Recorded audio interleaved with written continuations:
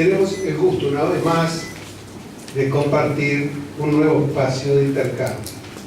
Esta vez te queremos dar la bienvenida. Y tú elegiste, a ver si se escucha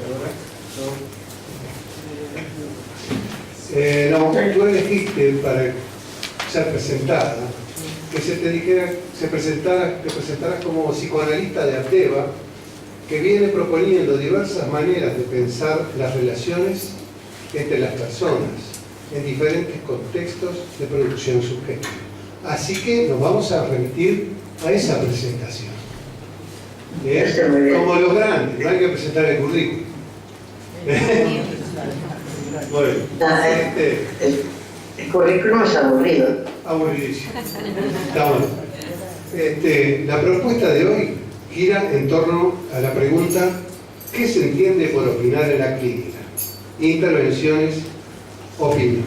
Entonces, comenzamos dándote la palabra, ¿verdad? En realidad, lo que se intenta es continuar con esta amistad que produce y crea. Vamos a ver. Bueno, muchas gracias por la invitación. Es un placer encontrarme con ustedes. Y eso de la presentación, en realidad tengo una idea detrás de las presentaciones, es que cuando se presenta a alguien se dan algunos datos y supuestamente con esos datos se cree conocer a la persona. Obviamente para mí conocer es un proceso mucho más complicado que dar algunos datos. Como conocer a un paciente, no necesitamos una planilla de datos, a menos que estuviéramos con el DSM-5, por ejemplo. Pero la clínica nuestra es ir conociéndose en el trabajo que se hace para construir o para constituir un vínculo entre dos o más personas, ¿no? Entonces, nos iremos conociendo ahora.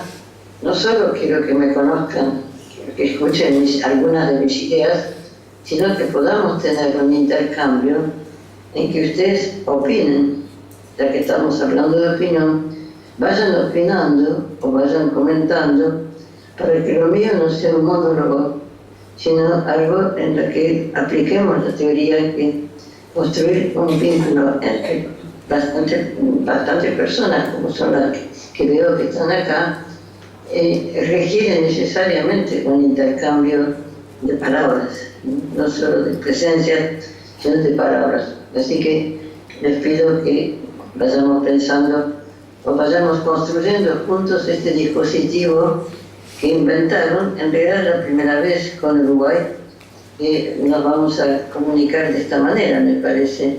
No creo, a ver, recordar. No, en la UPCB nos encontramos, pero vos no aparecías porque no habías conseguido pijama. No te escucho. No te escucho cuando agarrar el micrófono.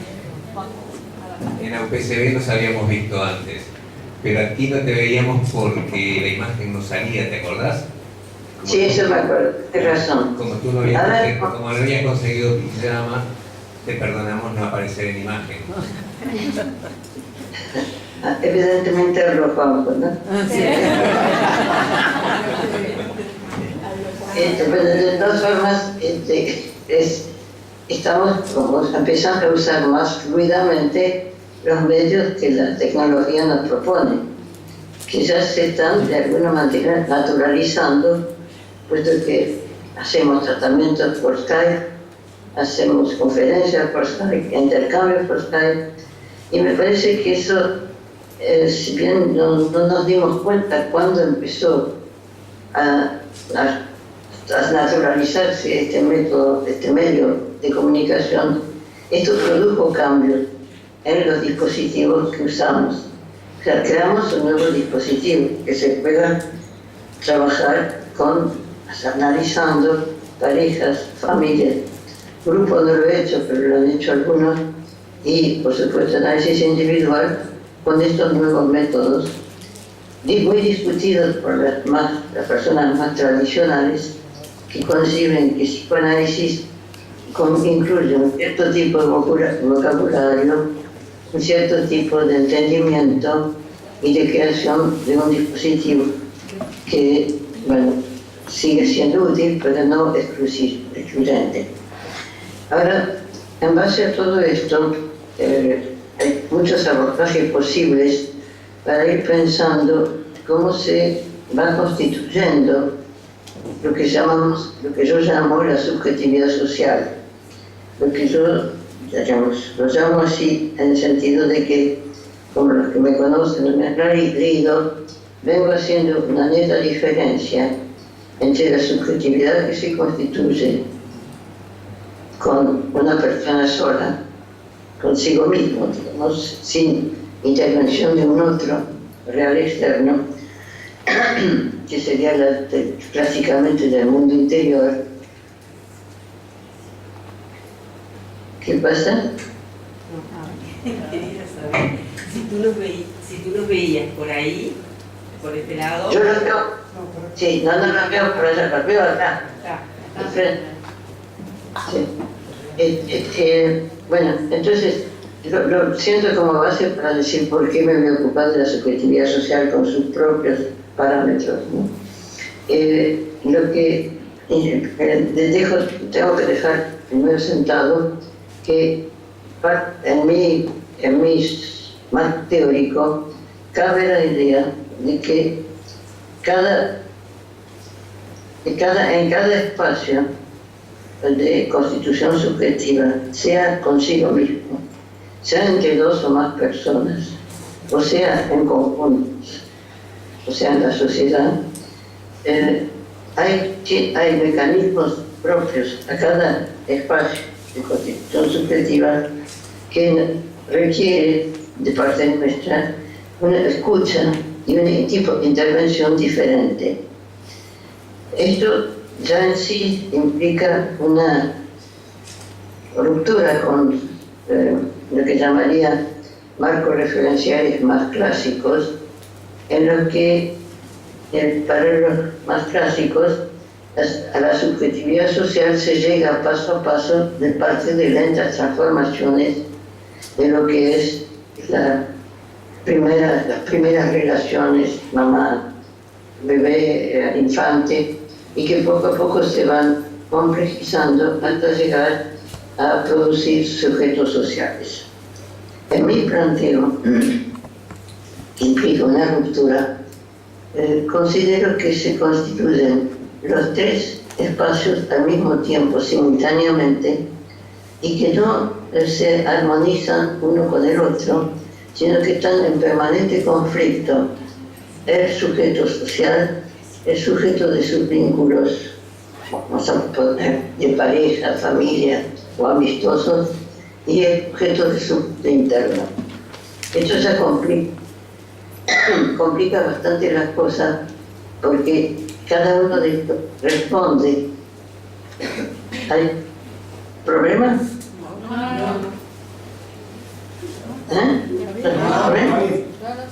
No, porque como resonaba una voz no sabía. Que a cada uno le corresponde una lógica, un vocabulario propio, del cual vamos a hablar.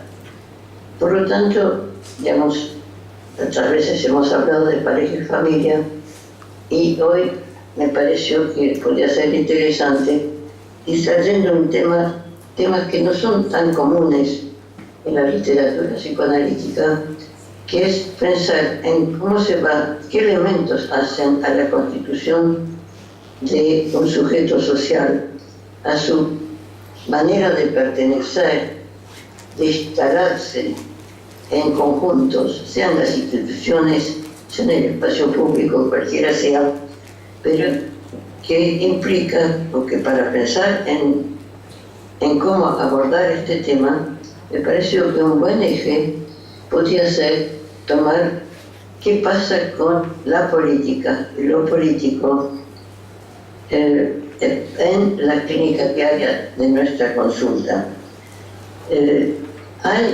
Nosotros, cuando me refiero a la política y lo político, pienso que en el material de cualquier sesión tiene que haber algo dicho por los pacientes que se refiere a su inserción o su posicionamiento en tanto sujeto social. Material que en general no escuchamos o que durante mucho tiempo no hemos escuchado porque lo tomábamos como metáfora de su mundo interno. No, lo transformábamos lo entendemos reduciendo su significado social a un significado fuera del mundo interno. Entonces, si se hablaba del jefe o de algún malestar en situación laboral, se traducía esto a un interno, el tipo de la familia, la representación de las representantes familiares. Esto fue durante mucho tiempo motivo por el cual los pacientes que aprenden, porque a la analista le gusta o a la canalista sabe o puede entender, se evitan cierto tipo de temas porque consideraban de no análisis, no era material analítico.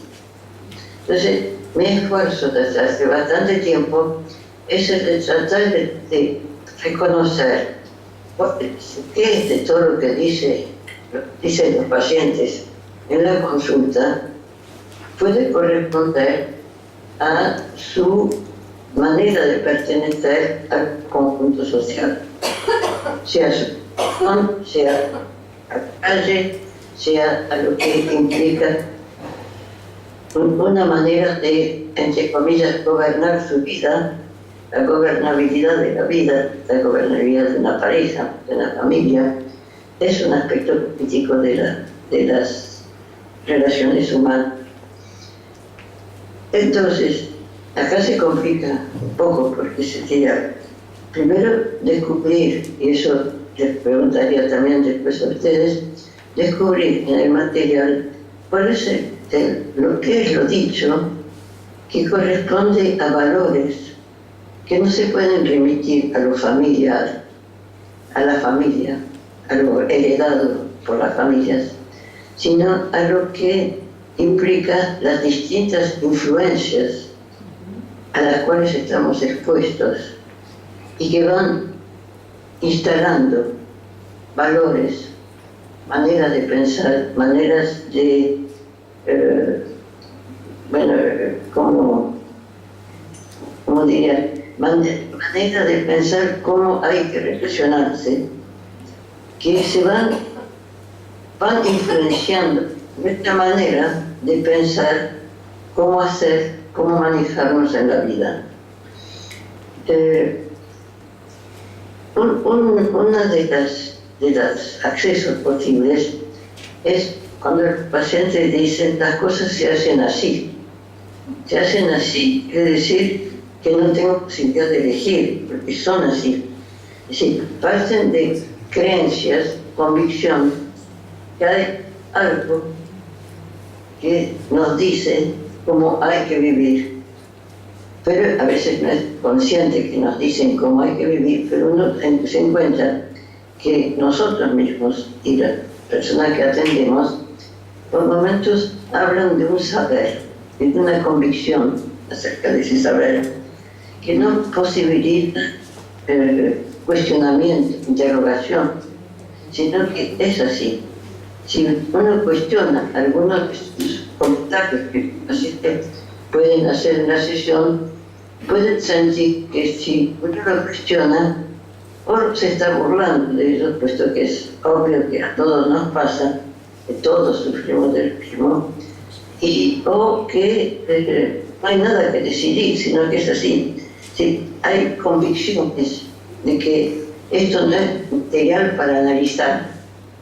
Si, por ejemplo, ven un paciente quejándose de las dificultades diarias, podamos para viajar, llega a la consulta, porque, bueno, ha pasado problemas en el tráfico, etc. Si uno quiere averiguar, bueno, cómo lo toma, qué hace con eso, en qué lo modifica, de qué manera se somete a algo que le es impuesto que siente que le es impuesto y que no puede cuestionar. Que son comentarios, no sé cómo es el tráfico en Montevideo, pero lo que es en Buenos Aires son comentarios bastante banales, porque la situación es difícil. Si uno cuestiona, ¿cómo cuestiona a alguien que dice que realmente hoy en día no se puede viajar porque es imposible, porque es terrible, etcétera, todo lo que pasa?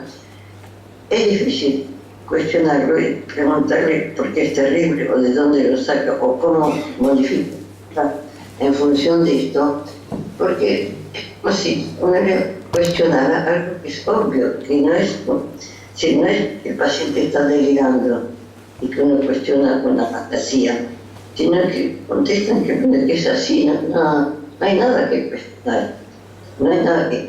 Pero se dan cuenta de que esto poco a poco va produciendo cambios en la subjetividad de cada uno, que hace que de ahí nacen mecanismos de defensas que pueden ser desde la invisibilización, tratar de hacer invisible la dificultad, como desde el evitar hablar, o como el armar esquemas de vida defensivos que tienden a digamos, ir disminuyendo los radios de acción de cada una de las personas. Eso se va haciendo subliminalmente. Si no en acción, esperen.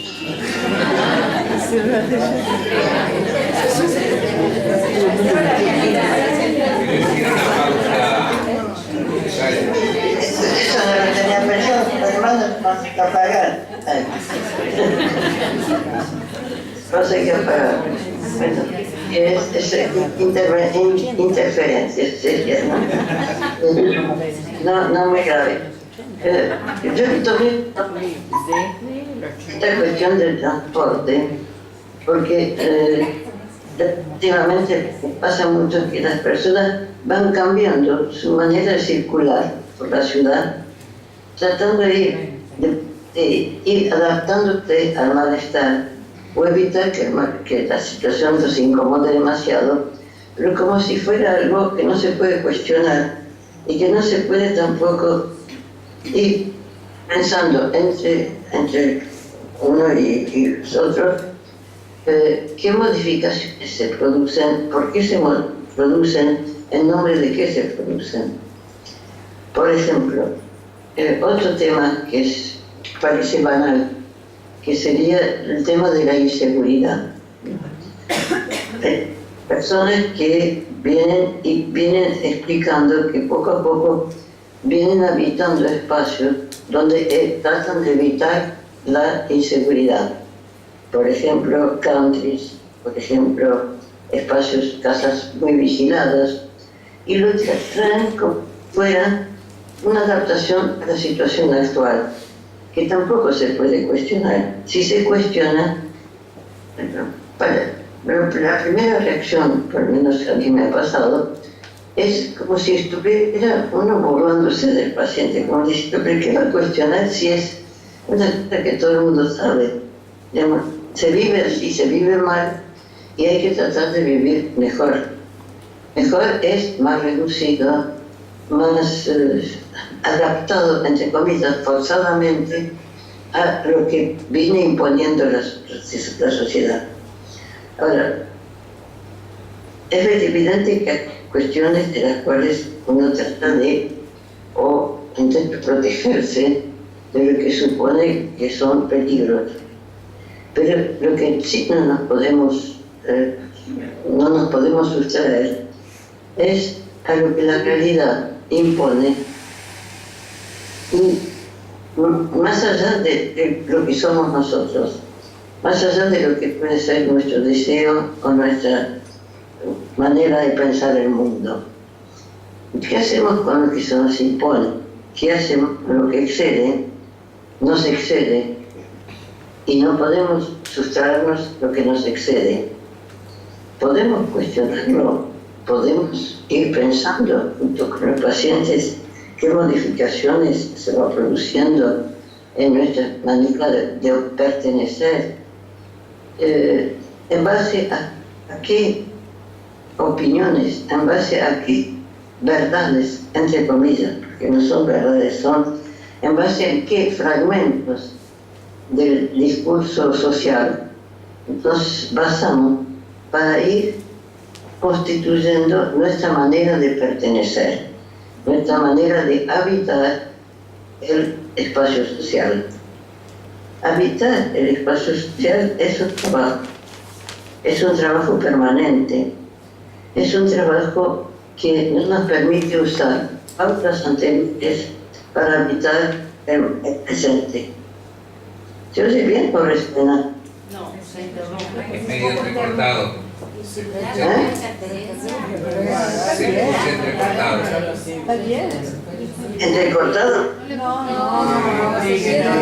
poquito, pero ahora se entiende bien, me parece.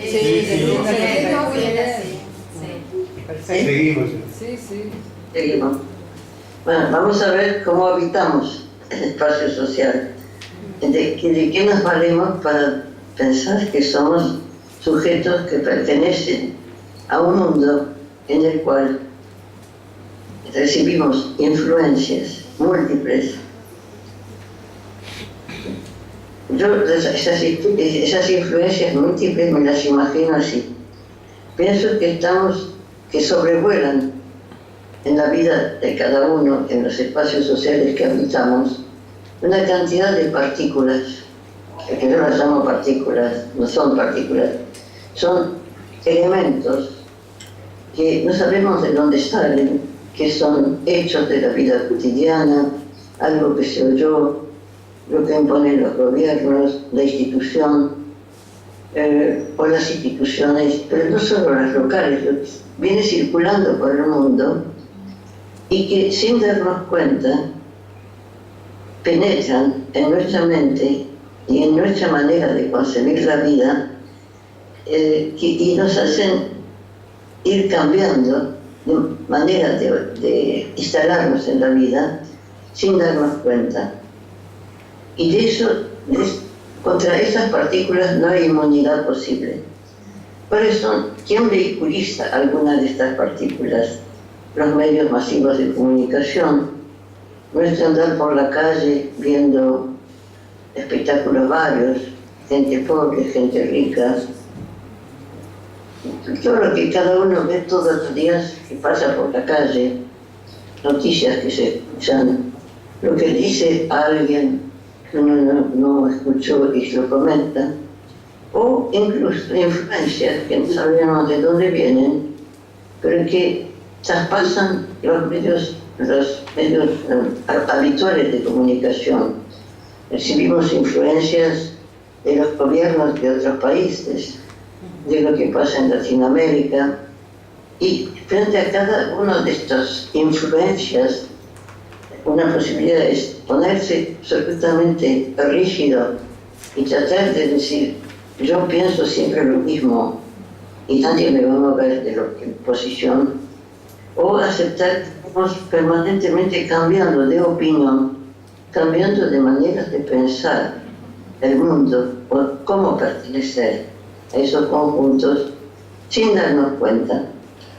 Entonces, mi propósito es tratar que nuestros pacientes puedan empezar a cuestionarse de lo que suponen que no queda otro remedio que aceptar y recuperen una capacidad inherente a cualquiera de nosotros, es la capacidad de elegir. Son tan masivas las imposiciones que recibimos a través de los medios masivos de comunicación, que creemos nos quita la posibilidad de decidir o de opinar. Opinar es elegir también, es saber que opinar es algo que vamos produciendo en cada momento, pero que no es un saber, no es un saber omnívodo, no es un saber definitivo, sino que es una opinión. No sé si pasa el mismo en Uruguay, pero acá, en este momento, desde hace bastante tiempo, todo el mundo habla de política y todo el mundo opina en las distintas esferas en las que cada uno tenemos alguna inserción. Y lo que vengo observando es que esas opiniones, las diferencias de opinión, son vividas o generan una gran violencia entre las personas. Probablemente no pase con tanta intensidad, pero siempre me pregunto, porque ¿cómo es posible que no se pueda intercambiar opiniones diferentes sin llegar a una especie de guerra o combate que lleva a fraccionar a los grupos tratando de excluir lo que es diferente? Entonces, mi propósito sería, si lo lograra, conseguir que las personas puedan reunirse opinando desde distintos puntos de vista, desde distintas ideologías, desde distintos valores, y puedan interesarse por la opinión adversa sin declarar la guerra a la persona que tiene otra opinión. Piensen que hay algún fenómeno peculiar, que es que, por ejemplo, si un ejemplo para mí sirve es el de Barenboim, el director de orquesta, el pianista, que consiguió hacer una orquesta en que reunió israelíes, palestinos, árabes, que se llevan bien, pero se llevan bien haciendo los conciertos, haciendo, digamos, dentro de la orquesta, dentro de un marco en que las diferencias étnicas, las diferencias de nacionalidad, son anuladas por el trabajo común. O sea que el trabajo en común, el poder hacer un trabajo común muy valorado, les permite aceptar que hay diferencias no reconciliables de opinión entre los países, pero que eso no impide que puedan hacer algo juntos. Me parece que esto es un modelo bastante importante, incluso en nuestras instituciones, en el que pareciera que cuando aparecen diferencias importantes en lo que se refiere a cómo concebimos al sujeto humano, a las relaciones humanas, pareciera que se interrumpe el diálogo posible. No sé si les pasa también en Montevideo, supongo que sí, y para decidir que, bueno, cada uno en su casa, pero no hay intercambio posible. Con todo esto que hacemos en relación con los vínculos, durante mucho tiempo, poco menos, pero durante mucho tiempo, se decía que eso que hacemos no es psicoanálisis. Y cuando en una sociedad psicoanalítica le dicen que lo que uno hace no es psicoanálisis, es una ofrenda, es como excluirlo. Al mismo tiempo, cada vez más, desde que empezamos con estas cosas, cada vez más las sociedades psicoanalíticas oficiales vienen teniendo espacio para el psicoanálisis de familia y de pareja, por ejemplo, más que de grupo, de familia y de pareja. Como si se hubiera ido introduciendo esto como un dispositivo que ya no se puede negar, no se puede excluir de las instituciones psicoanalíticas. Al comienzo, la violencia social, el terrorismo de Estado, cuando hablamos de aquello, en su momento, también parecía no ser psicoanálisis. En las primeras veces que hemos hablado con colegas en congresos internacionales, nos ponían, después, cuando terminaba la hora del congreso, después de las 6 de la tarde, nos daban una sala para que pudiéramos hablar de estos temas. Venían algunos amigos por simpatía, pero no por interés teórico, digamos, sino por simpatía.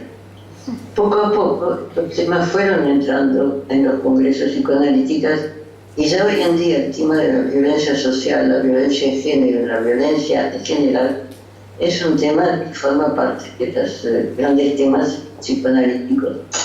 No siempre bien vistos, pero no siempre bien vistos, porque implica una pérdida de confianza en un público referencial sólido, seguro, que se constituyó para pensar al sujeto individual, al sujeto consigo mismo.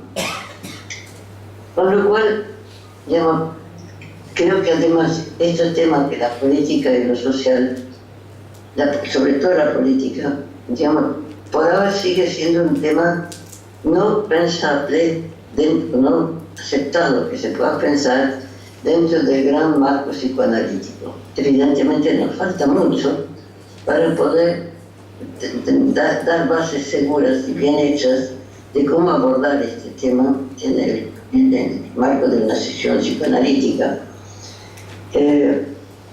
Yo pienso que poco a poco estos temas van a entrar, pero requieren, por ejemplo, vengo de hablar de una vuelta para ir viendo cómo por momentos cuesta en la sesión cuestionar temas que tienen que ver con posicionamientos políticos, pero también en las instituciones, cómo cuesta hacer entrar temas que no son considerados oficialmente psicoanalíticos.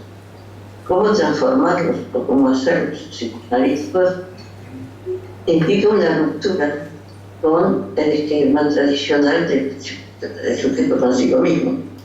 Implica entonces lo que les decía al comienzo, descubrir cuáles son los caminos que hacen a la constitución del sujeto social, son los mecanismos que hacen a la constitución de los vínculos familiares o entre dos o más personas y los mecanismos que hacen a la constitución subjetiva individual. ¿Y por qué es una ruptura? Es una ruptura porque nosotros fuimos, lo que sería el marco tradicional, es pensar que nosotros toda nuestra vida nos tenemos que reponer de una falta inicial originaria a la cual tratamos por diferentes medios de ir superando, reparando, como en una situación de reparación de un daño original. Daño original sería el trauma de nacimiento, como primer pérdida, ¿no? Lo que yo, tratando de, porque vengo sosteniendo, es que además que la falta también es productora de pensamiento, lo que implica la subjetividad social y la subjetividad vincular es el exceso, lo que nos excede. El otro, los otros, la realidad nos excede. Nos excede, es decir, que es el tema del exceso al cual tenemos que alojar. Ese exceso fácilmente puede transformarse en excesivo. El exceso en sí no es excesivo. El exceso es la presencia de un otro, de otros, de una realidad que excede lo que cada uno piensa o siente y al cual tiene que alojar. Es como el eterno migrante al cual tenemos que alojar.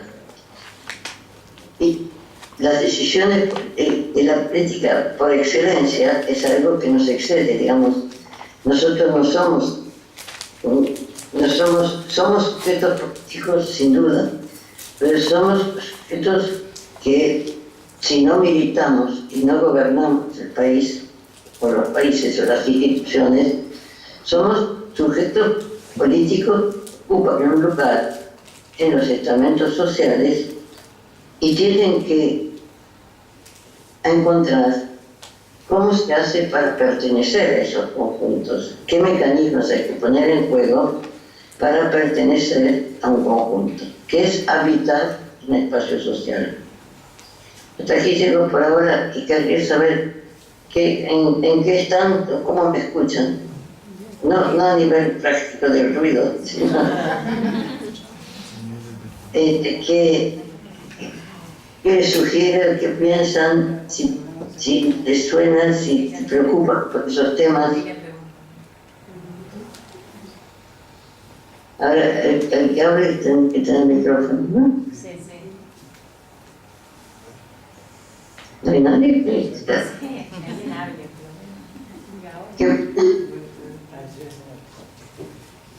Janine, cuando te escuchaba hablar, pensaba en una situación, una pareja que yo atiendo, no solamente cuando te escuchaba hablar, sino que he leído el último libro tuyo y bueno, me hizo pensar en que es una pareja en que el hombre es un comerciante medio de acá de Montevideo y se viene quejando hace mucho tiempo de que todo lo que le exige, las últimas exigencias del gobierno, no lo dejan vivir, que se van a quedar sin trabajo no solamente los productores medios, sino bueno, los empleados de esos productores medios, y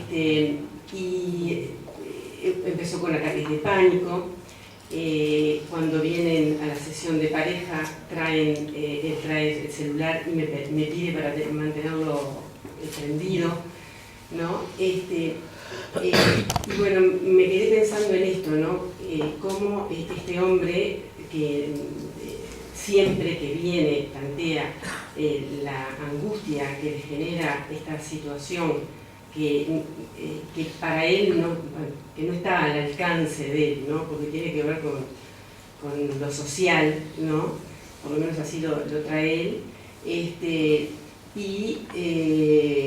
que por momentos parecería que se trata de tranquilizar cuando dice, bueno, también me pesa el hecho de que voy a tener otro hijo, ¿no?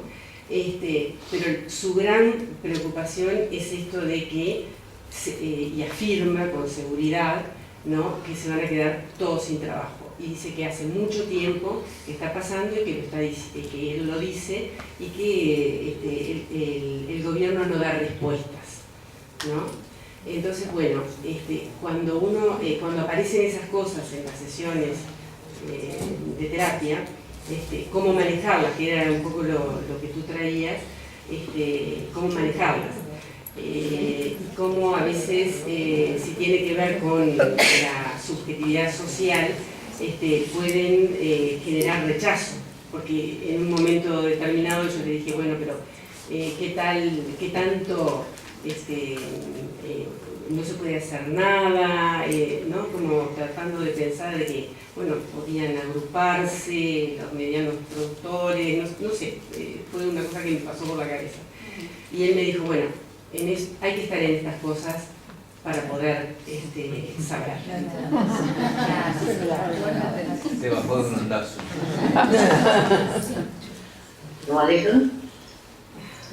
Me parece que es buenísimo el ejemplo porque una tendencia que hubiera sido nefasta es decirle que en realidad si está con otro hijo, eso es lo importante y que él supone que lo que es realmente el problema es lo que implica como cambio en su vida la espera de otro hijo y que en realidad se siente un poco impotente frente a su lugar de padre, futuro posible padre, etc.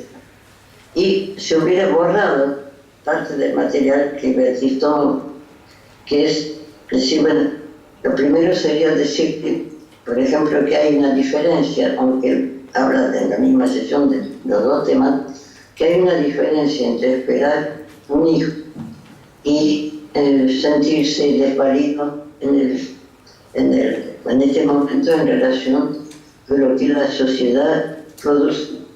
El estado de amenaza que produce en este momento el manejo económico de los gobiernos y que podría ser que lo dejara sin trabajo.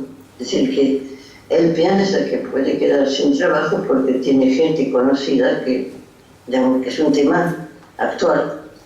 Entonces, tratar de trabajar con él, que me parece que es lo que hizo Beatriz, bueno, ¿qué implica ¿qué le implica ese estado de amenaza? Reconocerle que él lo transforma en pánico, con crisis de pánico, pero que en realidad es cierto que vive en un estado de amenaza, en la que estamos todos incluidos, que no se puede negar que no hay seguridad laboral para nadie, ni para grandes jefes, etc., ¿no? Pero como lo presentó Beatriz, presentó que es un comerciante medio. Comerciante medio es una clasificación social. Quiere decir que él pertenece a una población tal vez más vulnerable que otra, por lo menos así lo considera. Entonces poder aceptar y que aceptar que la analista lo ubique en ese contexto, en ese conjunto en el que él supone que está amenazado por medidas que provienen de no se sabe dónde, que no dependen de si trabaja bien o mal, sino dependen del azaroso. Y que frente al azar, lo azaroso, por ahí uno no tiene cómo protegerse, pero una protección es aceptar que vivimos en un mundo azaroso. Es decir, una primera protección, no es protección, ahora entendemos como protección, pero en primera instancia, como primera cosa que él tiene que tomar conciencia, es que es cierto que vive en un mundo inestable, en un mundo no hay nada absolutamente seguro que podamos hacer para evitar los peligros de vivir en la sociedad. Eso me parece que es algo difícil de implementar en la sesión, pero que sí se puede implementar. Baja bastante el nivel de ansiedad, porque no es algo que le pasa a él, sino que pasa al hecho de vivir en sociedad. Vivir en sociedad es aceptar que no hay ningún lugar absolutamente fijo que nos dé seguridad. Aquellos que decían los padres, o dicen a veces los padres, siguen diciendo, estudia bien, porque así vas a llegar a tener seguridad en tu futuro. Hoy en día ningún chico se cree eso. Y claro que está desocupado, que era un jefe importante y que tiene los títulos universitarios, eso da seguridad. Entonces, si está convencido que está muy bien estudiar y trabajar, etc., pero que eso no es para dar seguridad, eso es para estar mejor preparado, para, digamos, ir viendo cómo hacerse un lugar, porque no hay ningún lugar seguro. Entonces, una primera cuestión es ir introduciendo la idea que lo que nosotros hacemos no nos va a dar seguridad a nuestros pacientes. Al contrario, les va a dar la posibilidad de pensar que la inseguridad existe y que eso obliga a tener como herramientas que nos permitan ir construyendo en el diario vivir el cómo ir perteneciendo.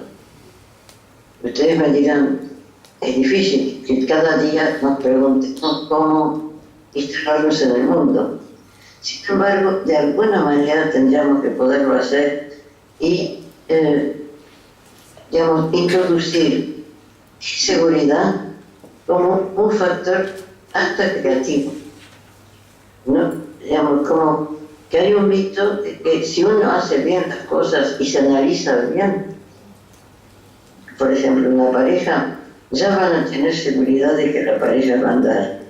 Mientras que la pareja se construye todos los días, y todos los días hay un cierto margen de inseguridad que hasta puede ser atractiva, puede ser interesante, siempre y cuando no se vaya al extremo que llega al pánico como este señor que planteó Beatriz.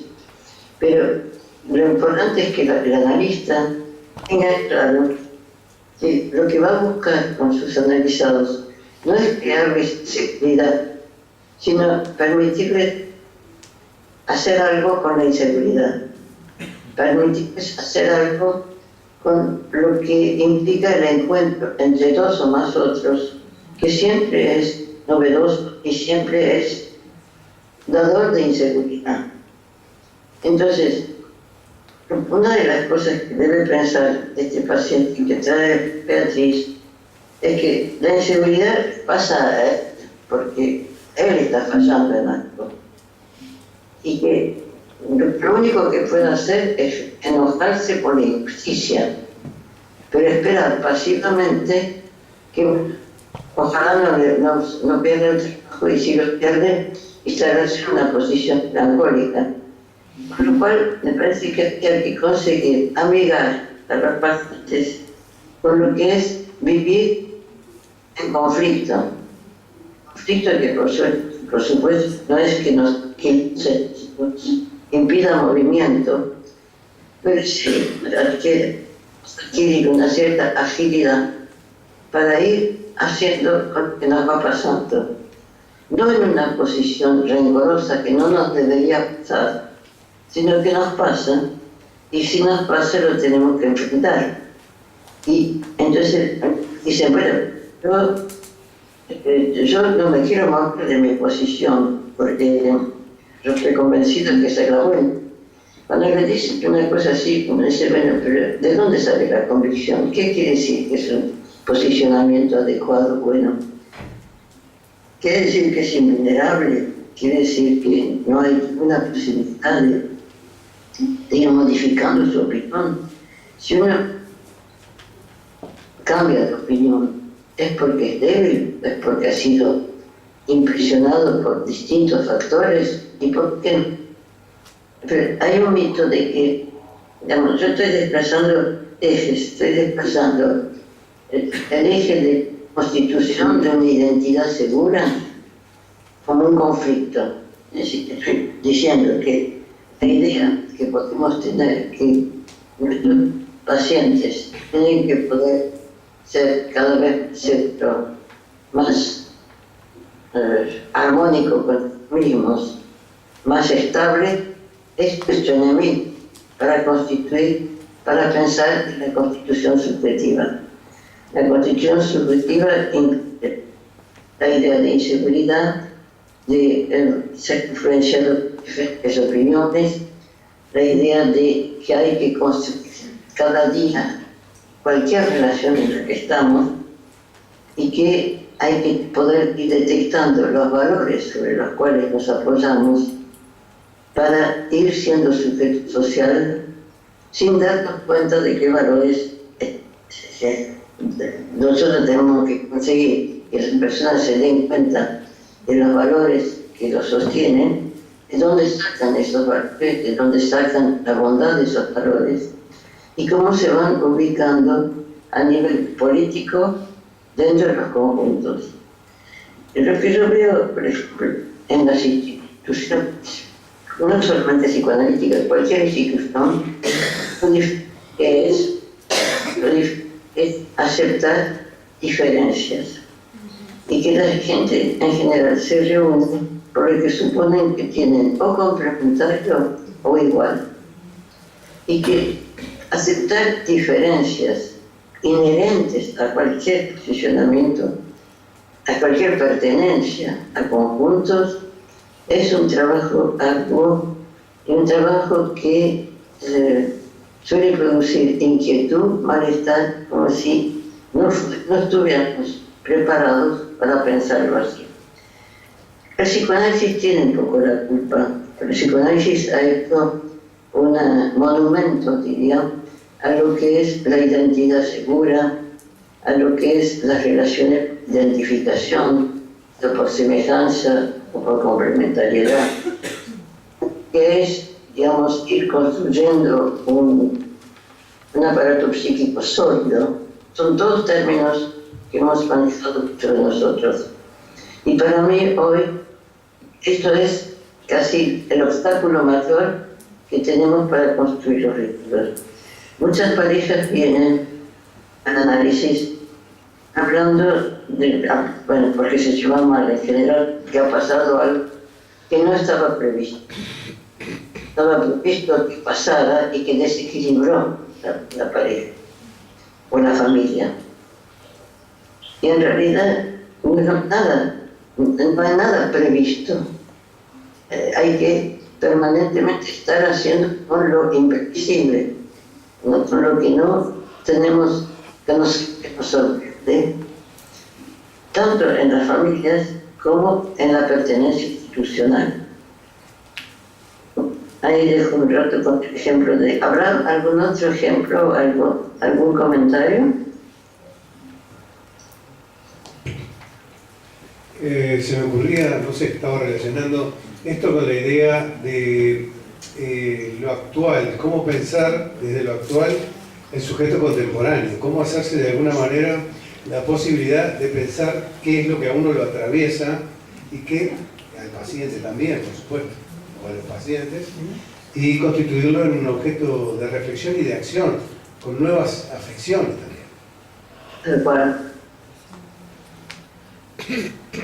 Bueno, la distinción entre lo actual y contemporáneo creo que tiene algo de esto, vengo hablando de secretos, pero en realidad lo tomo de Agamben, ¿no? Como diferencia. Pero vamos a hacer tan sencillo. Lo actual sería un presente que se impone. Y lo contemporáneo sería algo que permite cierta reflexión, digamos, un cierto distanciamiento con la vivencia inmediata que permite pensar aquello que estamos viviendo. Pero que hay un actual que se impone y que se impone más allá de la capacidad de pensar. Y después una reflexión sería lo contemporáneo. Lo contemporáneo probablemente incluye todas las grandes modificaciones que se han impuesto en la vida social y que es muy cambiante, digamos, lo que hacen los jóvenes hoy, adolescentes, cómo conciben la vida de pareja, la vida de familia, las relaciones amorosas de algún tipo, no tiene nada que ver con lo que fue generaciones anteriores. Pero justamente porque esa generación de muy jóvenes no piensan en el para siempre, piensan en el hoy, piensan en un actual que produce cada día cosas diferentes. Nosotros pensamos de otra manera, pensamos en un para siempre o para muchas veces, digamos. Ellos piensan en el momento actual, instantáneo, que tiene que hacer, y si a partir de ahí se construye algo que se repite, o que se purifica y se repite dentro del mismo marco, está bien, pero la idea, otra de las cosas que hay que derrumbar es el para siempre. Yo estoy dando una serie de términos que después cada con ellos lo que quieran, pero que son los términos que son enemigos de una constitución, es decir, fluida, una constitución en el presente que nos impide tener un hábitat seguro y definitivo. Entonces, lo que va a plantear algo del actual sería la diferencia entre lo actual y lo contemporáneo. Más que todo, lo importante es que lo actual produce modificaciones diarias, ínfimas algunas mayores, que nos desestabilizan y contra las cuales luchamos muchos de nosotros. ¿Cómo hacerse para luchar, por ejemplo, en relación con el posicionamiento social? Es pensar que la historia se repite permanentemente. No sé si pasa en la sociedad de ustedes, cuando pasan algunos políticos difíciles de pensar, se dice que, bueno, que es parecido a lo que pasó en tal año, pasó con tal gobierno, y que en realidad la historia se repite. Yo pienso que la historia nunca se repite tal cual, sino que siempre aparece alguna modificación que es difícil de soportar porque nos desestabiliza. Y entonces cuando yo oigo en mi consultorio, oigo a la gente hablando de un hecho político actual, diciendo, bueno, esto es parecido a, o algunas en este momento hablan del gobierno actual como una posible regreso a o anterior. No se puede regresar. Las condiciones de años atrás y ahora han cambiado. El cambio del mundo se rige por las mismas reglas. Que en este momento acá tenemos una hiperinflación. Entonces, como es difícil de pensar, incorporar como idea, lo que la gente hace es decir, bueno, ya tuvimos hiperinflación, entonces es lo mismo que está pasando. Y en realidad, lo que se hace con eso de decir que es lo mismo, es reducir el efecto presente.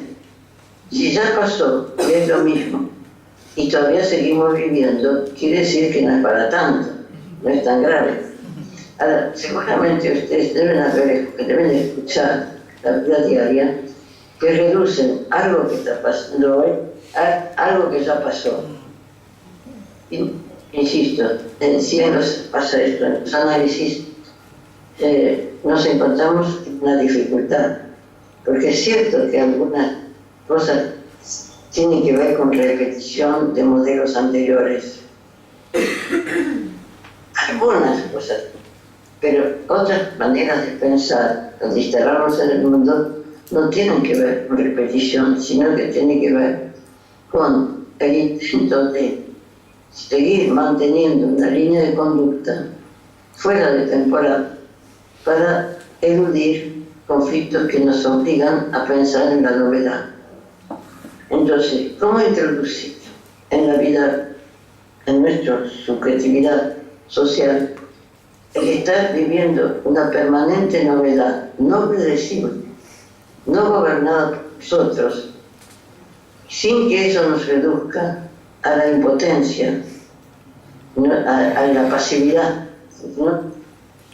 ¿Cómo se hace para posicionarnos en un medio que nos viene imponiendo en función de su manera de gobernar la institución del país o lo que sea, y ser partícipe de ese movimiento sin dejarnos anular por lo que se viene imponiendo? Esto para mí es un gran dilema actual, porque a veces resignadamente la gente dice, bueno, no queda otro remedio, hay que aceptar. No hay que aceptar, hay que hacer algo para ver cómo nos posicionamos lo que nos impone. No es lo mismo que aceptar, no es hacer la revolución tampoco, es decir, bueno, ¿en qué nos modifica o qué hace que intentamos reducir el efecto de lo que se impone, refugiándonos en el mundo privado, en el mundo más pequeño mundo de nuestra vida familiar, por ejemplo. Es decir, yo creo que hay permanente esfuerzo para quitar los sufrimientos y los conflictos que nos aportan el pertenecer a grandes conjuntos. Quiero saber un poco cómo les suena esto a las que se animan a hablar.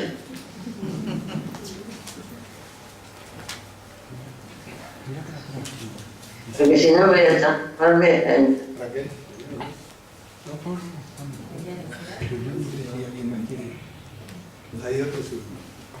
¿Alguien quiere, si no, de atrás? Porque si no, queda como un sistema injusto, que es que los que estamos más adelante tenemos rápidamente acceso. Yo quería hacer alguna contribución. Una que tiene que ver de repente con lo político, pero en realidad en su reflejo en lo laboral, que son dos situaciones que me parece que uno como terapeuta no podría ser ciego.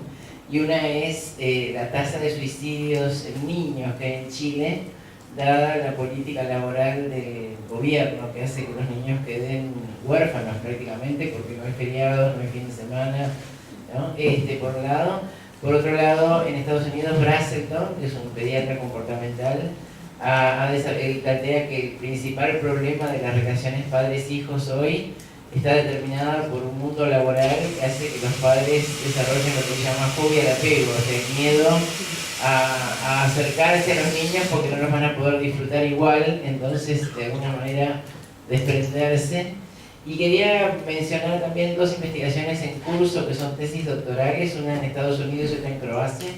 En Estados Unidos es cómo se refleja en el consultorio la política Trump, o sea, vivir en el mundo Trump, cómo ha modificado el ambiente del consultorio. Y en Croacia, una investigación también, una tesis doctoral, si el estar en psicoterapia favorece que las personas busquen un cambio social. ¿Qué les favorece? Si el hecho de hacer psicoterapia uno como paciente favorece que las personas tiendan más a querer cambiar una sociedad, un orden social, o al revés. O sea, si la psicoterapia se transforma como en un motor social a través de generar una actitud en las personas que busquen cambiar un mundo social o no. Es interesante lo que está planteando porque, ojo, puede ser que estas personas que dicen si la psicoterapia puede ayudar a posicionarse en una forma más dinámica, más vital, más creativa en los conjuntos sociales, entonces son psicoterapeutas que realmente han abordado el tema de la pertenencia social con los instrumentos, las herramientas que lo diferencian de pertenecer a su mundo interno.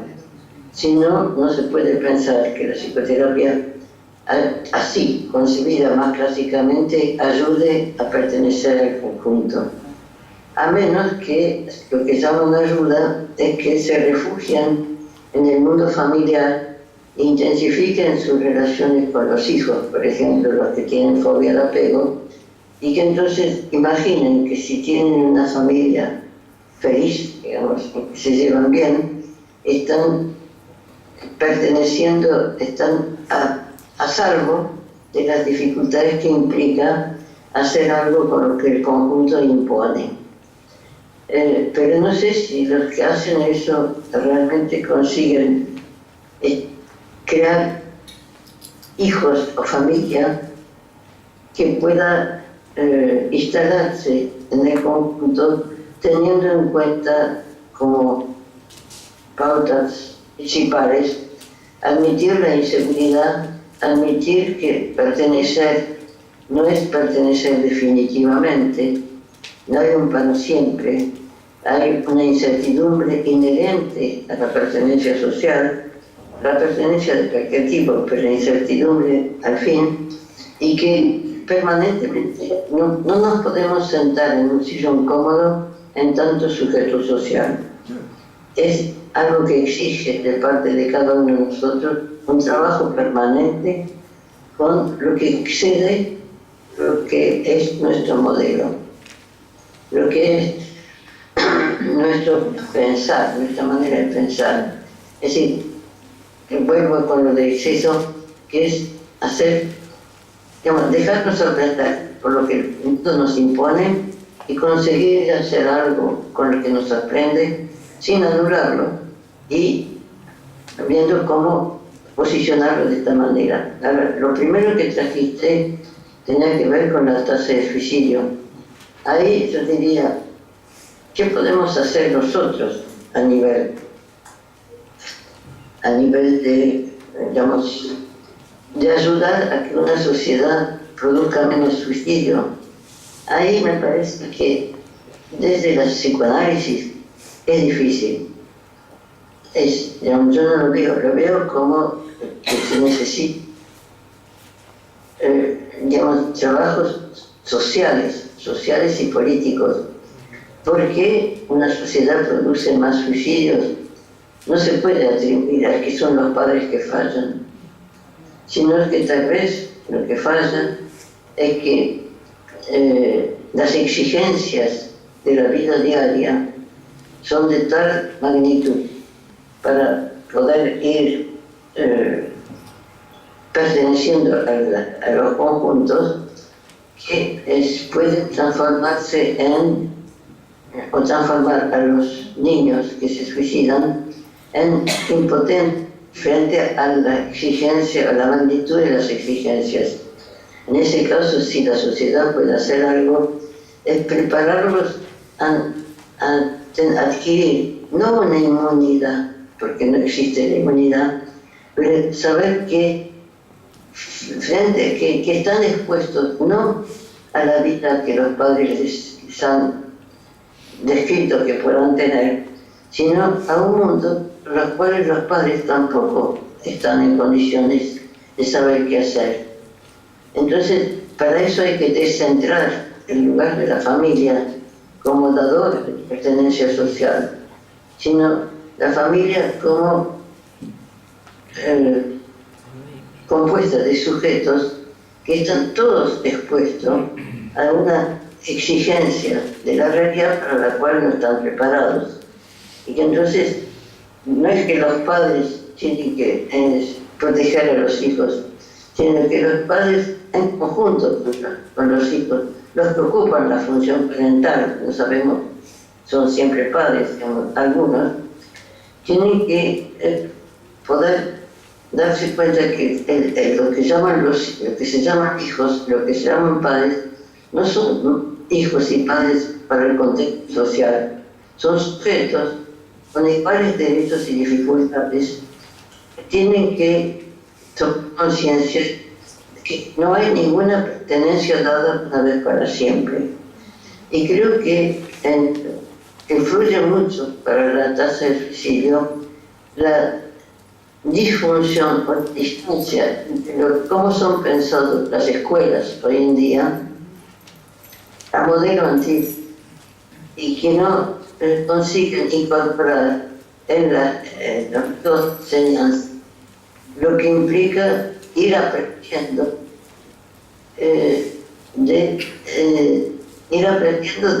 ir usando el aprendizaje como un medio de construir sujetos sociales. No sé si está claro como lo estoy diciendo, sino que creo que tenemos métodos de la enseñanza que ponen de métodos anacrónicos, o sea, de métodos en que hay un sujeto que sabe, que es profesor y supuestamente enseña a los hijos que son los que no, a los chicos que son los que no saben. Y no saben, y lo que falta, me parece un método de enseñanza, que los chicos que estudian se sienten del proceso de aprendizaje. Es decir, que sean, los que enseñan aprendan de los chicos cómo enseñarlos, pero no que vengan con un supuesto saber a otros que no saben, sino que el aprendizaje se haga con un método en el que hay un intercambio entre sujetos. Unos tienen algo para intercambiar con otros que tienen otras cosas y que ese intercambio tiene que ser creativo. Y en general, en la mayoría de los casos, y tal vez en Chile, parece que puede suceder bastante, está la idea que, bueno, están los que saben y los que no saben. Está el respeto a los mayores, es decir, pero no está la idea. Digo, en Chile, lo poco que conozco de Chile, cuando he estado en Chile, pienso que hay un resto de pensamiento dictatorial que puede ser bastante aplastante para lo que es la enseñanza y lo que es la vida, un parámetro político, digamos, que tendría que ver con que hay libertad y que hay que obedecer. Entonces, no sé, digamos, cuál es nuestro enfoque en las investigaciones que planteó el colega, pero nosotros sabemos que hay bastante maltrato infantil, que hay problemas de suicidios mayores, que hay una dificultad que incorpora la idea que para aprender hay que hacer entre varios. Cuando yo les pido si pueden, si quieren comentar algo, es por la idea que yo no sé lo que están escuchando, no sé lo que esperaban. Eso sucede cuando hay bastantes personas, como hoy gente, pero que se necesita de aporte, se necesita establecer algún diálogo para poder seguir pensando juntos. Si no, es como leerles un libro que se lo pueden leer solo. Nunca se me ocurrió que de lo que yo iba hablando surgiera ese tema de estas investigaciones entre Croacia y ¿dónde era? Estados Unidos.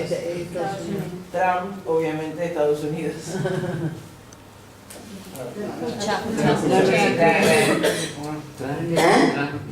La investigación sobre el efecto del gobierno Trump en los consultorios es obviamente en Estados Unidos. Y la democracia es Apagó el micrófono Miguel sin querer. Ahí. Para arriba. Está sin pila, no, está sin pila. Ahí no escucho bien, ¿eh? No, sí, no llega. Puedo decirle eso, que es en Estados Unidos. Es en Estados Unidos. Se apaga. Yamín, a ver. Se apaga, por este se apaga. La investigación sobre el efecto de la política Trump en el ambiente de consultorio obviamente es en Estados Unidos, y en Croacia es esta investigación sobre si el hacer psicoterapia vuelve a la gente más con más ganas, digamos, o más permeable a buscar un cambio social. La verdad que yo tengo la esperanza que con poder ir proponiendo otros dispositivos podamos pensar en que aportamos algo para un comportamiento social. Pero creo que durante mucho tiempo hemos hecho al revés. Hemos creado personas con más conocimiento de su mundo interno y más aislados en cuanto a su vida social. Eso es una hipótesis mía, no necesariamente ser partista. ¿Vas a darle? Sí. Dale. ¿Qué te querés? No. Yamín, se ve que esto último armó algo de revuelo, pero no sabría qué decirte. Quiero hacer algunos comentarios de algunas de las cosas que venías planteando. Una tiene que ver con el tema del dispositivo. Me parece que, contrariamente a las críticas que acepto del psicoanálisis, me parece que hay algo piola para poder pensar que es digamos, cómo se conforma el encuadre psicoanalítico a partir de la libre asociación y la atención flotante. En otras palabras, o creo que más simple, es cómo hacer un esfuerzo para suspender los juicios que dan una visión global y que excluyen los pequeños detalles, digámoslo así. Entonces, me parece que no por sí solo el encuadre psicoanalítico da posibilidades, pero este aspecto de poder, yo diría, conversar con los pacientes o en grupos que reclame. ¿Se fue? Sí. No, prendí. Yo no tengo nada. Hola. Sí. Que decía, esta manera de estar con otros, que no reclame rápidamente un juicio, que deje con la idea de que estamos todos por igual, y por lo tanto funcione automáticamente la exclusión de diferencias, me parece que es algo a destacar. Bueno, eso por un lado. Me preguntaba, Janine, vos hablabas de dos, yo fui escuchando dos aspectos a tener en cuenta, que es no dejar las cosas en forma invisible, o sea, que circulen visiblemente, y la parte de evitación de los conflictos, ¿no? ¿Se te ocurren mediante qué técnicas? O sea, porque yo te escucho y digo, pero qué lejos que estamos de la idea de una interpretación, de contribuir a algo que está oculto, algo que circula mudamente. Entonces, ¿cómo serían las intervenciones que hagan posible visibilizar y, digamos, evitar la habitación? Un último comentario. Hablabas de este hombre... ¿Tampoco? Bueno.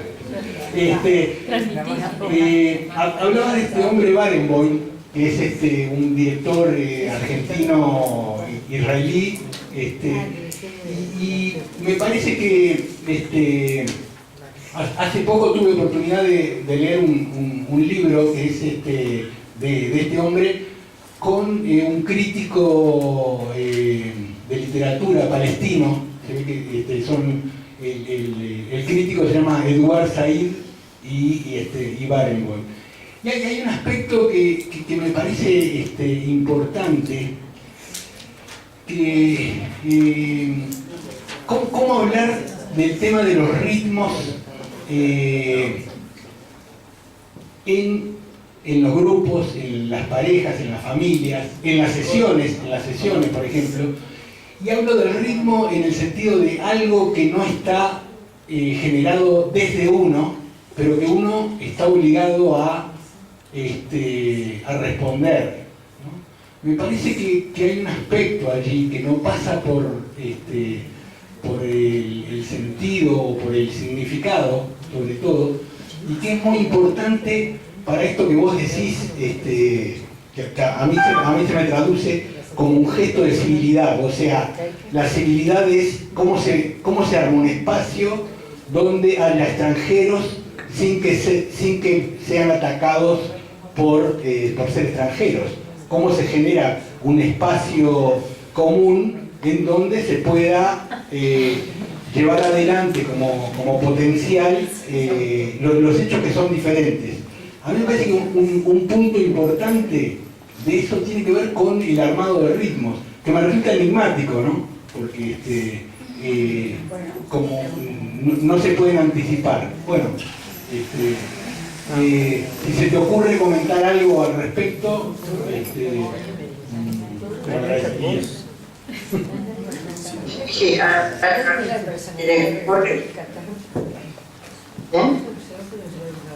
¿alguien quería agregar algo? ¿Quiere comentar algo?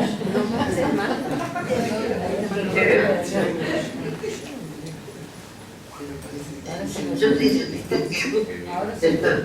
empiezo por lo que dijiste el último de lo extranjero. Sí, yo creo que habría que poder admitir que lo extranjero, la extranjeridad forma parte de la vida nuestra, de la vida en sociedad. Es hacer algo con lo extranjero. Con lo extranjero que nunca pierde su visión de extranjeridad, sino que los conjuntos tienen que alojar en lo extranjero la extranjeridad de cada uno. Ahora, vos dijiste en tu comentario algo de que había que suspender el juicio, si entendí bien, ¿no?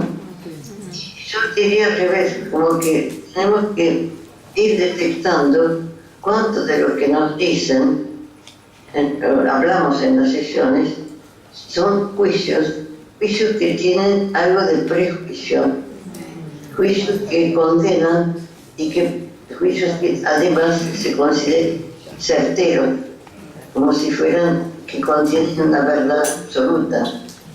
Es decir, que tal vez ahí empezaría una línea divergente con lo que dijo Nelson, que sería insistir en el mundo interno y excluir la atención flotante. No tiene que ver con la constitución de un vínculo. Uno no puede estar en un vínculo con atención flotante, sino que hay que ser participante activo de lo que es el permanente desencuentro que se crea y que ese desencuentro es lo creativo. Entonces, la atención flotante es como refugiarse en un espacio cual tendríamos inmunidad ante lo que impone permanentemente como descoloque la alteridad del otro. Entonces, es cierto que por momentos para crear cierto tipo de pensamiento tenemos que instalarnos en una posición de atención flotante. Pero es cierto que también simultáneamente tenemos que poder estar permanentemente sujeto activo de un vínculo, cualquiera sea ese. Ahí no hay atención flotante posible, sino hay un hacer algo con el otro, hacer algo, el estar entre otros para hacer algo entre todos. Y hacer algo es un trabajo activo, es un trabajo que no nos deja tranquilos en un sillón cómodo, sino que permanentemente nos cuestiona. Y, por excelencia, la subjetividad social se crea en base a que permanentemente instalarnos en el mundo implica un trabajo inesperado, porque escuchamos la televisión de la noche, pongamos, y oímos noticias de las cuales tenemos que hacer algo. No podemos estar en una posición cómoda, flotante, escuchando las noticias. O no las escuchamos. Hay gente que dice, bueno, no prendo la televisión porque si no me pone mal. Pero no prendo la televisión, después sale a la calle y pasan cosas. Entonces, hay que aprender la televisión, hay que estar al tanto de diferentes noticias. Yo, por ejemplo, miro varios diarios, miro por ¿no? Y me doy cuenta que las mismas interpretaciones que tienen esas noticias. Después de eso me toca hacerme una opinión, la mía, acerca de lo que está pasando. Una vez se me dio por pensar, un día tenía que hacer varias diligencias, comento en un artículo, y tomé varios taxis. Los taxis en Buenos Aires ponen la radio muy fuerte y por las canales que les gustan. Y entonces, cada subida del taxi, la misma noticia se repetía, pero desde otro canal. O sea, el mismo personaje era el causante de toda dificultad o el causante del bienestar público. Entonces yo pensaba, yo si bajo de ese taxi y si quiero hacerme una opinión, desde ya tengo que asumir o responsabilizarme del lugar, cómo escucho, que escucho, y cuáles son los valores que yo tengo para decidir cuál va a ser mi opinión. Si yo opino que el culpable de todos los males es fulano, o el hacedor de todo el bienestar es ese mismo fulano, ¿qué hago con eso? Estoy en un permanente conflicto de decisión y de aceptar mi decisión no ser compartida. Pero que eso me va modificando, yo no soy la misma de escuchar esas distintas opiniones, de que me obliga a un trabajo en el que yo tengo que decidir cómo opinar. Si no pretendí la televisión, no toqué los taxis, no escuché los taxistas, puedo crearme el mundo, el que construyo en mi casa, sin televisión, sin todo esto, ser el bueno, pero entonces yo estoy muy poco preparada para salir a la calle, metafóricamente hablando, ¿no? Y yo creo que nuestros pacientes nos hacen una cantidad o aluden a una cantidad de opiniones que se transforman en juicios en que suponen saber lo que está pasando. Hay una paciente que en general sabe con certeza cómo es la realidad. Cuando se la cuestiona, piensa que yo la quiero o molestar o quiero cambiarle su posicionamiento político. Y que entonces, por supuesto, si lo cuestiones, porque yo estoy adhiero a otro partido político que el de ella. Y me cuesta mucho conseguir que escuche que yo no pretendo ni que cambie ni que no cambie, sino que pretendo que sepamos sobre qué valores se pasan para ir pensando lo que está pensando. No me es fácil, porque lo siento como una afrenta, porque en realidad se basa en convicciones, se basa en que ella sabe qué está pasando por el canal que escucha. Eso no le cabe duda. Cuando le digo que no llegó a esta conclusión, le dice, porque es obvio, eso lo sabe todo el mundo. Entonces, ahí me encuentro con una barrera que yo diría que es casi el pequeño delirio de cada uno de nosotros cuando decimos que lo que sabemos cómo funciona el mundo. Entonces, apareció Trump acá, ¿no?, en el comentario. Sabemos que pueden estar, que le gustó, porque mucha gente lo votó, así que a algunos le gustó. Creo que no nos gustó. Sí, es así. Pero es posible cuestionar a alguien que es pro-Trump o contra Trump. Hace poco estuve con una gente que viene de Venezuela, un poco refugiados porque se exilan, ¿no? Entonces, lo que comentan de Maduro, obviamente es un desastre y las cosas que cuentan es como que convencen.